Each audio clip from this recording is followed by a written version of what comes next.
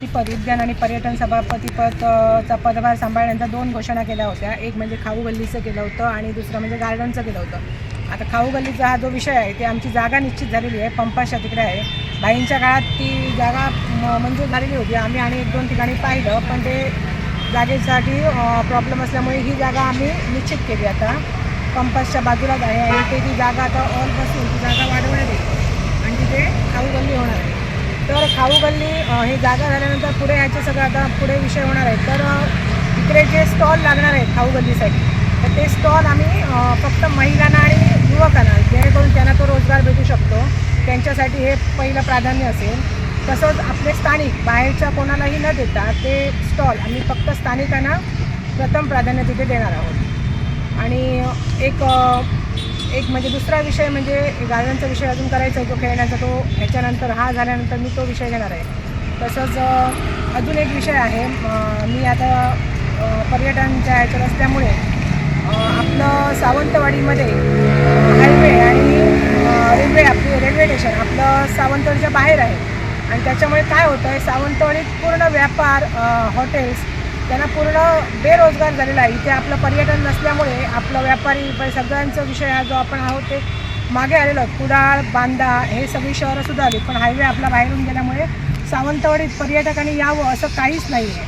तर लोकांच्या मागणीनुसार म्हणजे बऱ्याच ठिकाणी आता माझ्याशी लोकं बोलली की तुम्ही इथे रोपवे आणा. म्हणजे हा एक रोपवेचा पण विषय आधी आपल्या नगरपालिकेत झालेला होता, पण तो पूर्णत्वास आला नव्हता. तर आम्ही जी महिला शक्ती आहोत, आम्हाला जनतेने निवडून दिलं आहे आणि महिला शक्तीला जास्त संख्येने नगरपालिकेत आम्हाला पाठवलेलं आहे. तर महिला म्हणून लोक आपल्याकडे बघताना काय दुय्यम स्थान दिलं जातं, म्हणजे महिला काही करू शकत नाही. आता आमच्या देवाभाऊने जे आणलं आहे की सरपंच किंवा कोणी असू दे, जेव्हा महिला असेल तर त्या महिलेनेच तो कारभार सांभाळायला पाहिजे. त्यांचे नवरे किंवा इतर कोणाचं ॲडवाईस घेऊन करायचं नाही. महिला सक्षम आहोत, म्हणजे आम्ही आता शहरातल्या महिला आहोत, पण आम्ही पण महिला सक्षम आहोत हे आम्ही इथपर्यंत, म्हणजे त्या ह्याने आपल्याकडे पर्यटक खेचले जातील.